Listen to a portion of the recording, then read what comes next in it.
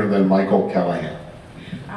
Thank you, Committee and Chair, for allowing me to speak today. I just want to say there's been a lot of talk today about history, but there's been no mention about the other history here in Virginia. Hundreds of thousands of Southerners have fought against the Confederacy. They did so often against impossible odds and at immense cost.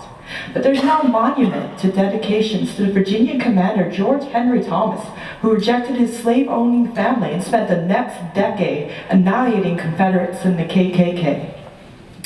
No statue of the brilliant, radical, political, and military leader Abraham Galloway, who declared the need to fight with both the cartridge box and the ballot box.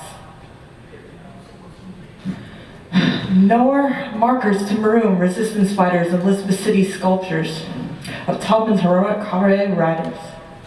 None of them. This is not an accident.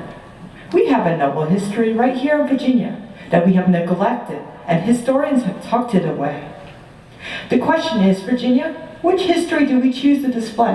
A one of misery or a one of hope and community? Another thing to note.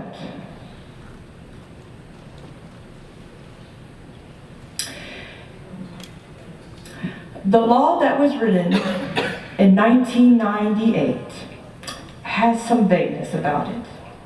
It is ambiguous whether the protection applies retroactively to all such memorials or only those erected after the law was passed. A couple weeks ago, our mayor had sent a letter to Charlottesville mayor after the white nationalists protested the removal of Robert E. Lee, the statue, on August 12th. After that man drove his car through a crowd of people who support removing the statue, injuring 19. Then, later, he had released a comment that he was against those statues. Also, Southerners who resisted, it must be known that there are other heroes we can represent.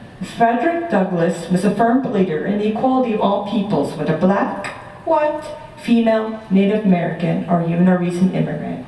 He was also known as a believer in dialogue and making alliances across racial and ideological divides, including our American values of the U.S. Constitution.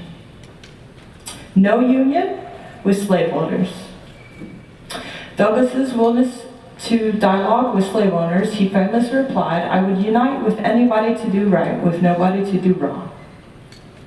Today, who work as best they can to combat bigotry, hatred, and barbarism. One more thing. Isn't Virginia for lovers? Please take down the statues. Thank you for coming tonight. I just had a quick question. I noticed that you are doing a little bit of filming along with... just my speakers. Right, but wouldn't you want to give both sides of the argument, seeing how you said, well, Virginia only writes, or at least talks about one side of history? Aren't you doing the same thing? Well, I didn't have permission from the other speakers. This is a public event, though. Well, I mean, you don't, can't film someone without their permission. Oh, yes, you can. Out in public, you can. I didn't know. Yeah, you can ask the officers. Evidently, when I've tried to film people in public, they made me delete things. No, as long as it's go through that. right, as long as it's out in public space, there's no reason for or expectation of privacy. Now, if it was on like private property, let's say you're a house, or you're at a hotel or a restaurant, and they say you can't film, then it's their property. Exactly. But as long as it's out in a public space, then it's one thing. So if I was out at a park or this is a public event, then it would be different. So, okay. Thank you very much. You're welcome.